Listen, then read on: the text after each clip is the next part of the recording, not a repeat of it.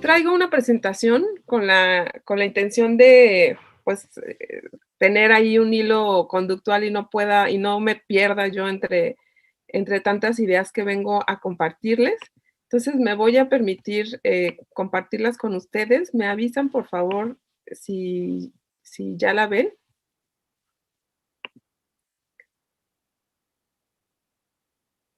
Sí, ¿verdad? Creo que Perfecto, Sí, sí, ya la perfecto. estamos viendo. perfecto. Muchas gracias. Bueno, pues lo que yo vengo a compartirles, pues he de mencionarles que es producto también de giros que he estado dando y de nuevas inquietudes también académicas y personales, ¿no? Como ya les dije, pues esta es una presentación un poco más académica, sin embargo, también está cargada de mucha esperanza, de muchas búsquedas, ¿no? De una sensación por tratar de abonar desde la investigación y desde nuestro quehacer antropológico a, pues, a transformar en términos sociales lo que ahorita nos aqueja. Yo desde hace varios años, desde aproximadamente 6 años, venía trabajando temas, como ya lo mencionó Yair, vinculadas más al a cuestiones, de etnicidad, cuestiones de escolarización. Sin embargo, pues en México empezaron a suceder muchas cosas en los ámbitos escolares y llegó un momento en que fui interpelada también por los compañeros docentes y los propios padres de familia, ¿no? Esta interpelación tenía que ver con una necesidad urgente por atender las violencias que estaban sucediendo en los espacios escolares. Había muchas cosas que estaban atravesando las zonas rurales y urbanas de este país y había una necesidad muy fuerte por ser atendidas, ¿no? Las escuelas tenían esta sensación de que estaban siendo violentadas constantemente y no había posibilidades de, pues, atenderlas, ¿no? Había un miedo que estaba dominando en estos espacios y pues los compañeros, cuando yo llegaba a las escuelas a trabajar con ellos, pues me decían, oiga, están bien bonitas las entrevistas y las observaciones que nos hace, pero por favor ayúdenos a atender el tema de la violencia, ¿no? Y además díganos qué hacemos, ¿no? Entonces, para mí estas preguntas hicieron que iniciar un camino, ¿no? De transición, eh, pues tratando de acercarme a esta problemática que no es nueva en México, pero que sí es cierto que ha tenido, pues, tintes, cada vez más intensos, ¿no? Entonces, lo que yo les vengo a platicar aquí, pues, un poco es alguna propuesta, que hemos estado elaborando de manera interdisciplinaria. Esto que yo les presento es un proyecto que realizamos en Uruapan, Michoacán. Ahorita les voy a platicar rápidamente de la ciudad. Y es un proyecto que surgió, sobre todo con un enfoque experimental, ¿no? Como una posibilidad de encontrarnos colegas de diferentes disciplinas y, también fue una posibilidad para encontrarnos con asociaciones civiles, que ya han recorrido un camino muy fuerte y muy potente, para la atención de estas problemáticas sociales en los espacios escolares. Y también fue un camino para encontrarnos con autoridades a nivel estatal y federal que generaban políticas públicas en atención a la violencia. Entonces, bueno, esto que yo les comparto es producto de este diálogo, de este encuentro, de esta colaboración. Estoy hablando digamos, en voz o en representación, ¿no? De varios colegas que han nutrido y que han compartido pues su corazón, su mente y sus manos para que esto pues pudiera concretarse. Entonces, bueno, pues les comento, voy a empezar un poco con la teorización que tanto nos gusta en las ciencias sociales. Es probable que esto a ustedes, pues, les resulte ya un espacio conocido, pues, lamentablemente, compartimos junto con varios países de América Latina, pero especialmente con ustedes, una historia también de, recrudecimiento de la violencia. Y bueno, creo que en estos momentos México tiene mucho que voltear a ver hacia la experiencia colombiana. De hecho, parte de una pieza fundamental dentro de este proyecto fue un compañero, colombiano que, había hecho investigación en su país y que, desde aquí también nos pudo nutrir con sus experiencias. Pero bueno, voy a empezar hablando sobre la violencia, que es algo que nos convocó de inicio, ¿no? Y la ubicamos como este tipo de relación social, ¿no? Que lleva, pues, sobre todo a un abuso de poder. Es es algo que de entrada, se sitúa en contextos jerárquicos y que, pues, lleva a comportamientos o acciones que dañan, pues, a algunos sujetos, ¿no? A algunos sujetos involucrados. Hay diferentes tipos e intensidades de daños, pero pues nosotros partimos de la idea de que estos daños pues afectan tanto a la víctima principalmente, pero también al victimario y también a los testigos o a las personas que están ahí siendo afectadas de manera indirecta. Y regularmente este abuso de poder pues pretende reforzar o alterar esta dominación de un individuo, de un grupo o de una nación. Esta digamos que es una visión muy, muy antropológica, muy desde abajo, ¿no? Pero también, bueno, no perdamos de vista que la violencia, esto ya lo han dicho varios autores, pues también tiene que ver con las condiciones estructurales y la incapacidad de satisfacer las necesidades básicas de los individuos, ¿no? Aquí de alguna manera puse pues este círculo de la violencia, eh, estas capas, ¿no? Que nos, digamos, nos atraviesan a todos, ¿no? Y que tiene que ver pues con esta violencia estructural derivada del contexto político, social, económico y cultural que no permite esta satisfacción de necesidades y que nos priva también de los derechos humanos. Pues la violencia institucional, que también es parte de la reproducción de la violencia estructural y que normalmente es realizada por actores institucionales, quienes en el cumplimiento, digamos, de sus deberes o de sus funciones, pues generan este abuso de poder y provocan estos daños de diferentes maneras. También está la violencia grupal, que es la que ejerce ya un grupo de personas que colectivamente pues estereotipa, discrimina, excluye o margina a ciertos colectivos, ¿no? Que pueden ser grupos de migrantes, de mujeres, de niños, de población indígena. Y bueno, también está la violencia interpersonal, ¿no? Que justo ya va como bajando de nivel y ya es la que sucede en la interacción cotidiana, cuando nos empezamos a relacionar frente a frente con otros sujetos y que implica acciones directas entre personas que de manera pues intencional, ¿no? Derivada de conflictos, pues va generando violencia, ¿no? Que va escalando y que es con la que nos topamos a diario, ya sea en nuestra casa, ¿no? En los ámbitos familiares, en las calles, en las escuelas. Y bueno, finalmente, pues está la violencia individual, que es la que se incorpora justo, ¿no? A nuestra corporalidad, ¿no? A nuestros pensamientos, a nuestras sensaciones, a nuestros afectos, ¿no? Es la que está dentro de nuestra mente, de nuestro corazón y de nuestros cuerpos, y es la que hace que naturalicemos, que normalicemos y que reproduzcamos, ¿no? Que sigamos reproduciendo la violencia, ¿no? Ya varios autores han hablado incluso de pues los daños neurológicos, ¿no? Y las afectaciones incluso físicas que la violencia va dejando en nuestros cuerpos y en nuestras mentes, ¿no? Me detuve a explicar estos círculos porque pues la violencia escolar, ¿no? Se ve atravesada por todas y cada una de estas formas de violencia, ¿no? Entonces, bueno, pues em, todas ellas están presentes en los ámbitos institucionales Y, bueno, pues, cuando nos preguntamos qué es la violencia en las escuelas, pues, es justo la que proviene de este contexto, ¿no? Pero ya les dije, también es institucional, también es grupal, también es interpersonal, también, es individual y que, pues, se reproduce al interior de los espacios escolares y que involucra a todos los actores educativos, generando diferentes formas de afectaciones, ¿no?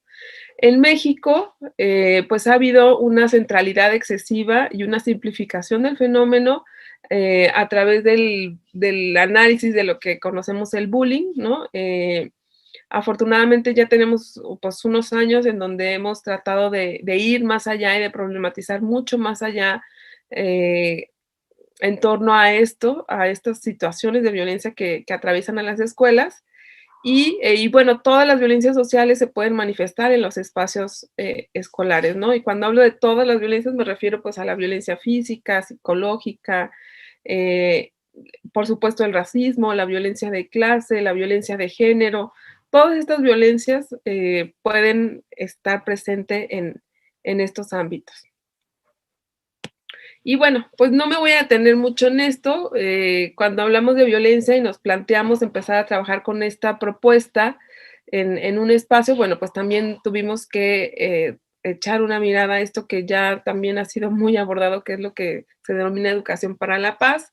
Y bueno, al final de cuentas consideramos que era una propuesta de transformación, ¿no? Que ponía en el centro la búsqueda de conocimientos, habilidades y actitudes que pues también tenía que poner en el centro los principios de justicia, libertad, cuidado, colectividad y fomento a los derechos humanos, ¿no? Entonces, bueno, pues ahí, digamos, hay como más detalles teóricos, si ustedes quieren revisarlo, pero también nos dimos cuenta que en América Latina, ¿no? Pues estos caminos de construcción para la paz, pues han tenido también ciertas especificidades, ¿no? No son los caminos que se han construido en otros contextos. Pensamos que, especialmente en el caso de México, las propuestas más potentes para la erradicación de la violencia y la construcción de la paz, pues han sido aquellas que han surgido de, pues del cuestionamiento también de las estructuras coloniales, ¿no? Y en este sentido, pues hay que reconocer que la escuela moderna en México, como en América Latina, pues es una institución que llevó a la institucionalización de la violencia eh, estructural en nuestros países, ¿no? Si uno echa una mirada histórica al proceso fundacional de estas escuelas, pues nos daremos cuenta que pues digamos, la escuela ya contribuyó, y lo comentó el compañero Rubén antes, contribuyó a, pues a la violencia, ¿no? Al etnocidio, ¿no? A la imposición,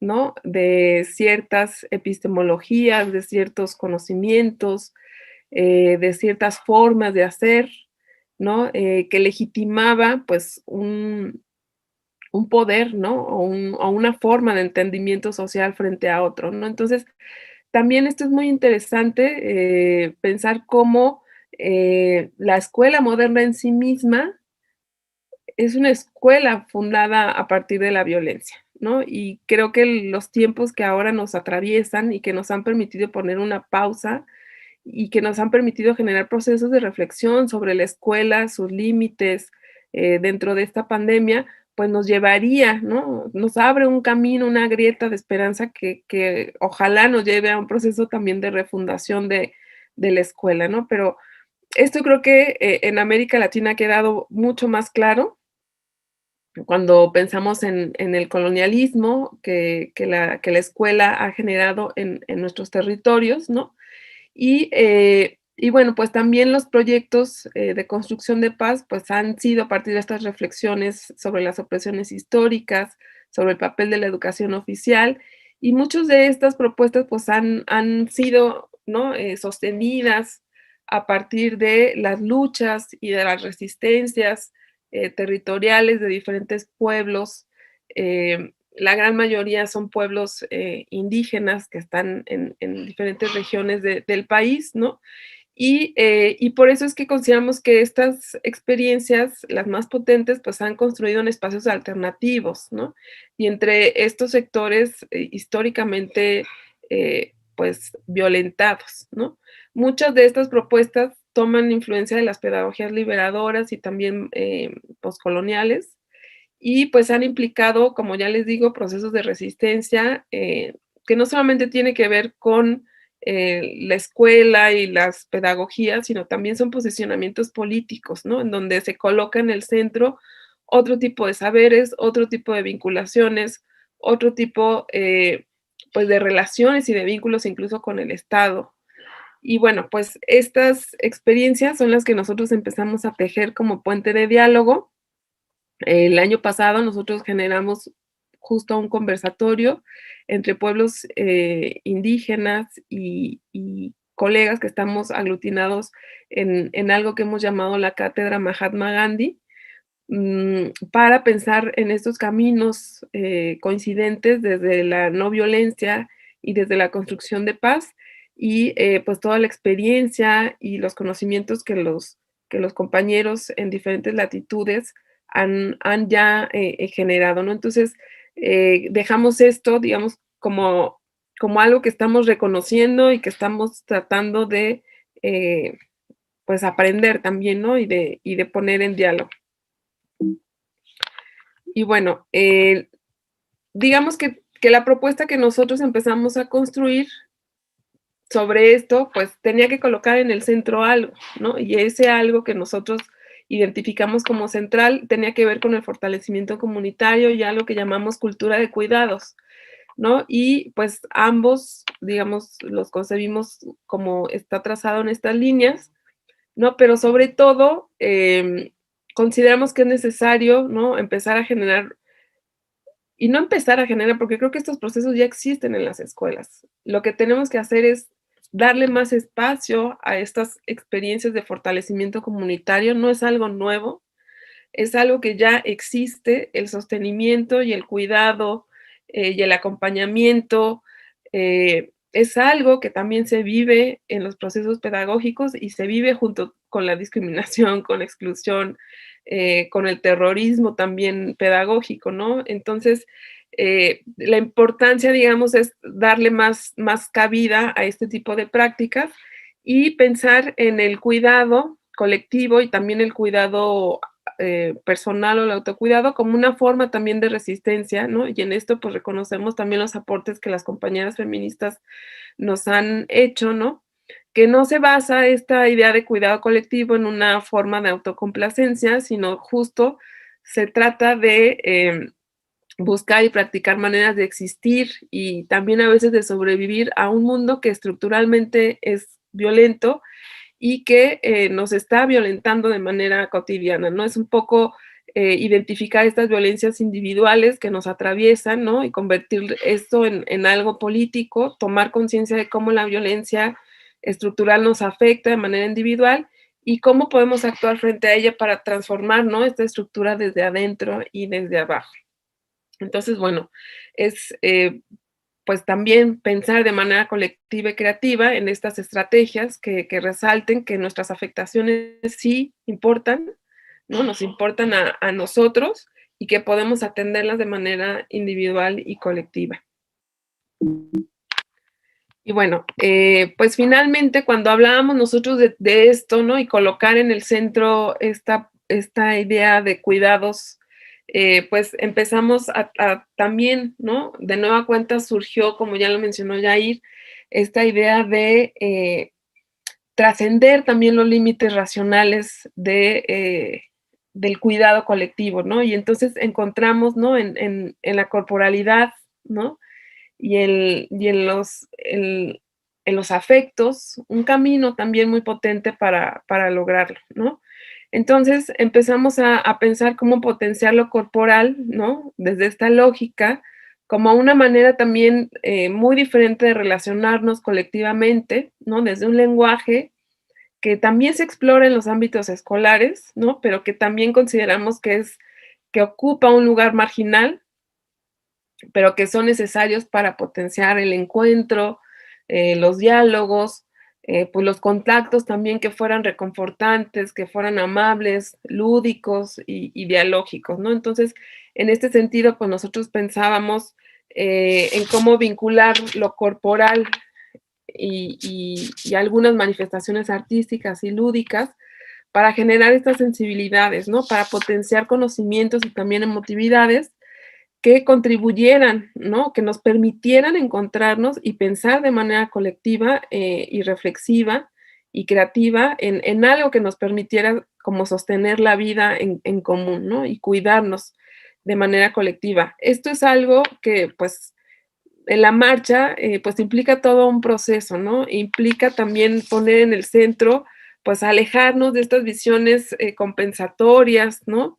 O, o de estas narrativas redentoras también que en México están muy fuertes y que sé que en Colombia lo estuvieron ya hace muchos años, ¿no? En donde ahora, pues lo que abundan son políticas públicas que pretenden, em, pues, llenar, ¿no? De performance culturales y llenar de actividades artísticas las escuelas, los barrios, las calles, los espacios públicos, ¿no? Como una forma de redimir y de atender la violencia, ¿no? Cuando estamos totalmente conscientes y somos muy, pues, sí, somos muy conscientes de que esto no es la solución, ¿no? No pretendemos llenar huecos emocionales, ¿no? De personas afectadas por las violencias o los conflictos interpersonales, ¿no? Ni pretendemos reforzar esta narrativa compensatoria, ¿no? Em, no pretendemos contribuir a administrar las emotividades públicas, ¿no? Ni a redimir estas condiciones de existencia precarias, ¿no? Em, si bien el proyecto que nosotros hicimos se insertó en una convocatoria de esta naturaleza, ¿no?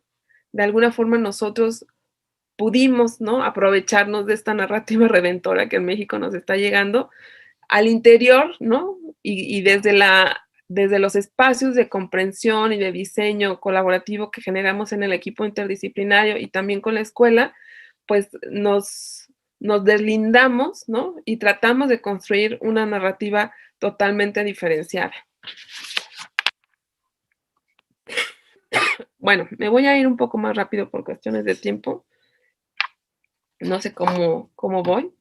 Pero bueno, como ya les mencioné, el proyecto pues tenía como objetivo pues generar esta propuesta de investigación, acción interdisciplinaria, ¿no? Para atender la violencia y pues tratar de construir, ¿no? A una cultura de paz a través del fortalecimiento de lazos comunitarios y de una cultura del cuidado en Uruapan. No me voy a detener tampoco mucho en esto, solo les voy a comentar rápidamente que en México, a partir de 1990, pues ha habido un incremento de la violencia armada, vinculado también a la explosión fuerte del narcotráfico. Desde entonces, y especialmente hace una década, pues surgió un proceso de militarización en el país a través de esto que han llamado la guerra contra el narcotráfico, y pues muchos autores ya están cuestionando esta idea de un Estado ausente, ¿no? Y que priva la ingobernabilidad en el país. Y más bien, pues lo que estamos señalando es que lo que ocurre pues es una violencia que está sucediendo al margen del Estado, en los márgenes del Estado, pero que no se deslinda de ella, ¿no? Sino que el Estado opera la violencia, opera el tráfico, opera el orden y también las disputas, ¿no? Y bueno, desde el 2010, estas fuertes disputas territoriales entre los cárteles y también entre el gobierno han intensificado la impunidad, los abusos, la violencia social. Y bueno, ha habido una ola cada vez más fuerte de feminicidios, de desapariciones, de trata, de reclutamiento forzado y otras situaciones, ¿no?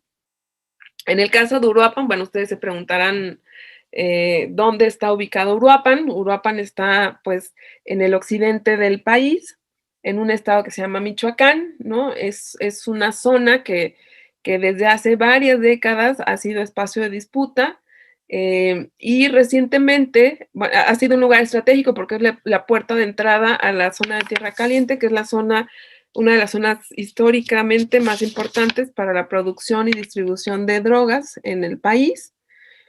y que, pues, ha actuado como epicentro también de cárteles y, pues, en el 2006, en Michoacán, justo, el estado de origen del presidente fue donde comenzó la guerra contra el narcotráfico.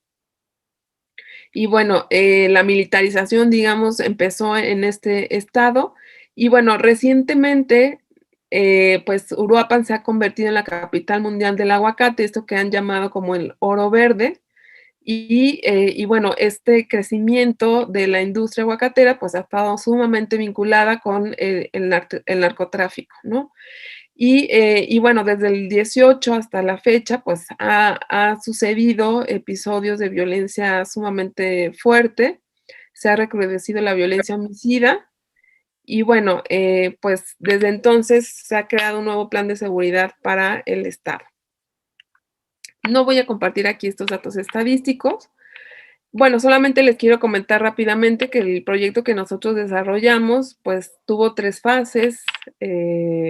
La primera fase fue, una fase de diagnóstico, en donde llegamos y generamos, pues, mapeos, participativos junto con la comunidad escolar para tratar de identificar cómo la violencia está presente y les afecta, a todos los personas, que están en estos espacios. Digamos que en la fase 2 nosotros le llamamos empezar a generar disposiciones y aperturas. Em, una vez que tuvimos cierta información, tratamos de alguna manera, pues acercar, ¿no? Ciertos diálogos, ¿no? De propiciar ciertos diálogos para disponernos, ¿no? Corporal, mental y emocionalmente para atender estas problemáticas. Ahí, en este caso, pues nosotros empezamos a hablar sobre las prácticas restaurativas, también metimos, pues actividades lúdicas a través de juegos cooperativos y, pues digamos en la fase 3 podríamos hablar ya de una fase de intensificación, pues, más experimental, ¿no? Donde el cuerpo, el juego, la expresión, verbal tuvo cada vez un peso más importante. Y bueno, lo que quiero ahorita compartirles, pues, son algunas imágenes de esta experiencia, de este diagnóstico participativo que ya les comenté, que hicimos con los compañeros y compañeras de esta escuela, quienes, pues, a través de, mapear ellos mismos sus espacios, nos hablaban sobre, pues, estos espacios seguros e inseguros, y también la identificación de personas, ¿no? Que, contribuían a esta seguridad o inseguridad dentro del plantel. Lo mismo hicimos también, en los alrededores de la escuela, a través de talleres que compañeros, geógrafos, realizaron. Bueno, pues nos dimos cuenta de los espacios que rodean, ¿no? O que circunscriben a la escuela y que también, se generaban, pues, ¿no? Como procesos de violencia, ¿no? Nos dimos cuenta los espacios, las esquinas, las calles, ¿no? Incluso también em, pues, digamos, las transiciones que había entre un espacio y otro, la falta de infraestructura y pues también las estrategias que ellos hacían para poder sortear esto. Y bueno, de alguna manera, identificamos como 3 situaciones de violencia cada vez más fuertes, ¿no? O más comunes dentro del espacio escolar, que fueron las peleas, ¿no? Los golpes físicos, que son los más visibles, pues eran, las formas cotidianas de interacción entre la población. Y, bueno, también, lo que encontramos es, un consumo, intenso de, drogas al interior y fuera de la escuela, una distribución, acceso y consumo de sustancias. Y por otro lado, la violencia de género, que es algo, sumamente fuerte, que atraviesa sobre todo los cuerpos de, las compañeras, de las mujeres. Nosotros empezamos haciendo grupos focales, grupos de encuentro con ellos, y inmediatamente detectamos situaciones de esta naturaleza, y lo que hicimos fue, empezar a construir espacios justo de cuidado entre las propias, compañeras y mujeres para empezar a enunciar esto. Y bueno, hicimos una categorización por niveles.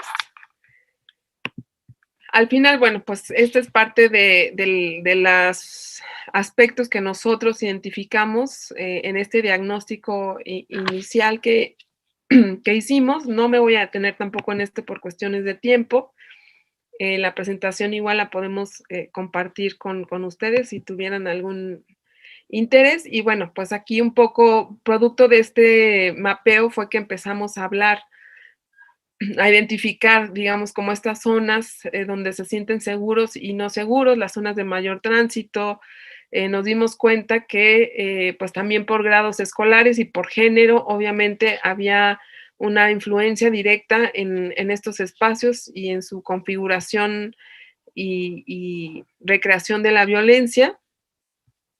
Esto, bueno, obviamente todo lo fuimos construyendo junto con ellos y también lo conversamos con las autoridades educativas. Como ya les mencioné, pues también generamos un taller para hablar sobre las prácticas restaurativas y la forma de generar justicia y de aplicación de, digamos, de la disciplina escolar desde una visión ya no tan punitiva. Y bueno, esto también derivó en la conformación de un comité. También generamos árboles de problemas para diseñar rutas y estrategias con este comité que seguía operando hasta que la pandemia nos alcanzó. Y bueno, ahorita estamos en pausa. Y bueno, estos son parte de los espacios que generamos justo para empezar a encontrarnos de una forma menos racional, ¿no? Y menos punitiva, y donde posibilitamos pues esta reflexión y este aprendizaje colectivo para empezar a enunciar las violencias y también para empezar a trazar formas para resolver los conflictos desde, pues en este caso era a partir del juego, ¿no? A través de varias dinámicas lúdicas donde se ponía en el centro la cooperación y no la competencia, como suele motivarse en los espacios escolares. Pues después de activarlo lúdicamente y corporalmente, pues después generábamos procesos de reflexión con los y las estudiantes sobre lo que esto les generaba, ¿no? Y la potencialidad de la cooperación y del acompañamiento. Bueno, estas son algunas imágenes también. Esto fue en compañía de una asociación civil que se llama Educa AC, que ya también tiene muchos años de experiencia en esto. Y me gusta aquí pues poner siempre el acompañamiento, ¿no? Porque las asociaciones civiles también son parte, ¿no? Son acompañantes muy fuertes y muy potentes en este camino. Y bueno, por otro lado, también hicimos estas obras de teatro, ¿no? Una obra de teatro que realiza una compañía de teatro social aquí en Morelia. Ellos generan obras, ¿no? Y las montan con ciertas problemáticas. En este caso era una problemática en donde se mostraban las diferentes formas de violencia, sobre todo la violencia psicológica y emocional a partir de la diferencia de una persona que era diferente y cómo pues se podía vivir, ¿no? Y se atravesaban los estigmas y los roles de género y también la discriminación y la exclusión. Y bueno, esto lo llevamos también al teatro, a la escuela, perdón, por primera vez. Y después de ver, digamos, y pues sí, de presenciar esto, generamos también procesos de reflexión junto con los compañeros. Finalmente, bueno, entre otras actividades, hicimos también talleres de rap y cultura de paz con un compañero, Javier Carvajal, que es psicólogo social y también es rapero. Pues el objetivo de esto pues era justo acercarnos a una forma de lenguaje, a una forma de musicalización que de repente a nosotros nos resultaba un poco ajena, pero que en ellos generó una conexión también muy potente y pues a través de conocer la historia del rap, de conocer también la propuesta política del rap, bueno, pues los estudiantes empezaron a componer sus propias rolas, ¿no? En donde lo importante era que, bueno, no solamente generaran mensajes positivos, sino que también empezaran a contar y a narrar lo que les preocupaba, ¿no? En este mundo también de los jóvenes, ¿no? Entonces aquí pues hay un fragmento de esto, pero hay muchas más, ¿no? Canciones que después ellos pudieron cantar en una feria que hicimos y que fue la que tuvo más éxito en todas las actividades que realizamos, ¿no? Entonces, eh, bueno, pues estas fueron parte de las actividades también donde los chavos pudieron cantar y bailar eh, también desde este lenguaje. Y bueno, pues también desarrollamos un taller de cómic, ¿no? Donde también una de las formas de expresión es la gráfica, ¿no? Y nos dimos cuenta que también es un lenguaje pues cercano, es un lenguaje que potencializa también el encuentro.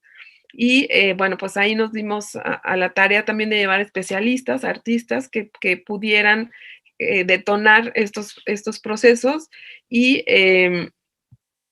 pues a través de ellos, pues también hablar sobre las violencias y empezar también a construir formas de atenderlas.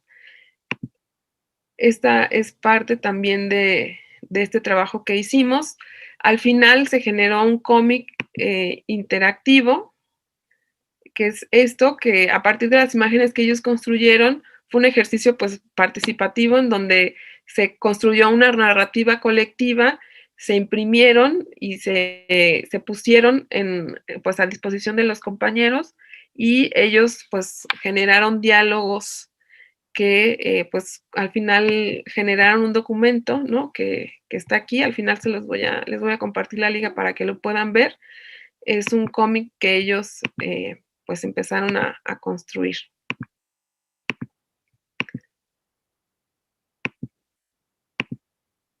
Y bueno, por último, tuvimos también un taller que la artista Mariana Arteaga ha denominado como Marabatío. Esta colaboración fue también gracias a la fuerza del compañero David Gutiérrez, que es un compañero de Colombia, que también ha trabajado ya mucho de esto. Y bueno, Marabatío resultó ser una experiencia muy, muy potente para todos los que nos capacitamos y también para la escuela. Es una partitura coreográfica en donde a través del lenguaje corporal nos encontramos, bueno, jugamos entre nosotros y también pues convocamos al cuidado y a la amabilidad, ¿no? Entonces, pues es generar un espacio seguro de encuentro y de goce colectivo para experimentar justo otras formas de convivir, de habitar el espacio público y también plantearnos por las políticas del cuidado, ¿no? Esta propuesta surgió en, en México después del sismo del 2017, en donde después de algo que nos movía con tanta intensidad, pues surgió la necesidad de encontrarnos colectivamente, incluso con personas desconocidas, para generar esta sensación de sostenimiento de la vida, ¿no? Algo que seguramente ahora con la pandemia y el aislamiento social, pues se están convirtiendo también en una urgencia social.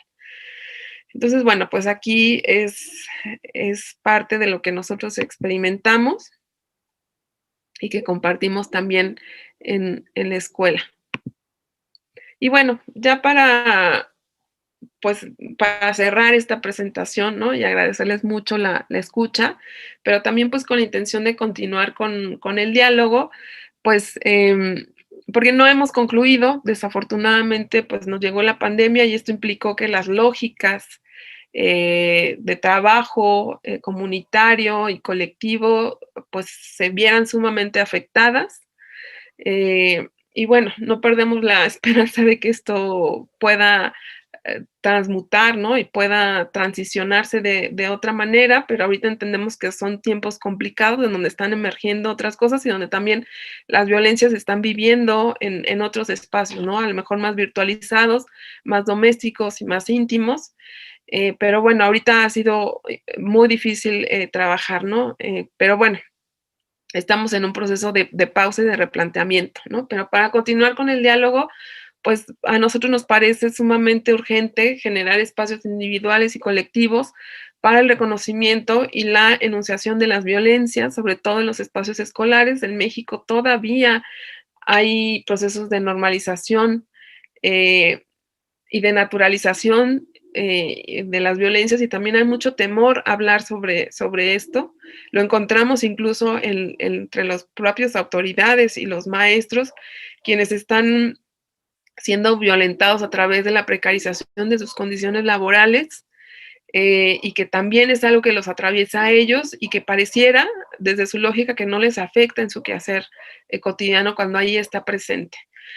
También, bueno, consideramos importante señalar que en los espacios escolares está predominando una racionalización punitiva en el abordaje de estas violencias, por lo cual pues es urgente y es necesario también transitar hacia otras formas, hacia otros entendimientos, hacia otros lenguajes, otras formas de atender, ¿no? Pues estas problemáticas donde justo pues, lo corporal juega un papel muy importante. También pues es necesario avanzar en la construcción de una postura política y ética para el autocuidado y el cuidado colectivo. Nosotros estamos seguras que esto eh, no se da de manera natural, ¿no? No es algo que esté ahí, ¿no? Digamos, es algo que está presente, pero que tenemos que politizarlo, ¿no? Que tenemos que ser conscientes que es la fuerza del cuidado colectivo lo que va a generar, ¿no? Estas articulaciones complejas que nosotros buscamos, esta necesidad de construirnos como sujetos, ¿no? Em, Desde la paz, desde abajo y desde adentro, ¿no? Pensar, por supuesto, en las nuevas epistemologías, en nuevas formas de vincularnos colectivamente, en el reconocimiento de las interdependencias, en la importancia del trabajo colectivo y comunitario, ¿no? Y justo ahí es donde ponemos el centro en voltear a ver otras experiencias, ¿no? Otras formas en donde pues muchos de los pueblos indígenas a nosotros nos están pues ahorita guiando, orientando y enseñando. Y bueno, aquí les comparto algunos datos, ¿no? del proyecto, si quieren ver en algún momento los videos productos de esta experiencia, también el cómic que está de manera virtual y que también estamos tratando de que pueda difundirse para que pueda ser trabajado en otros espacios. Y bueno, pues agradecerles de verdad muchísimo por la escucha, por la atención y bueno, aquí con la disposición y la apertura para dialogar y encontrarnos. Muchas gracias.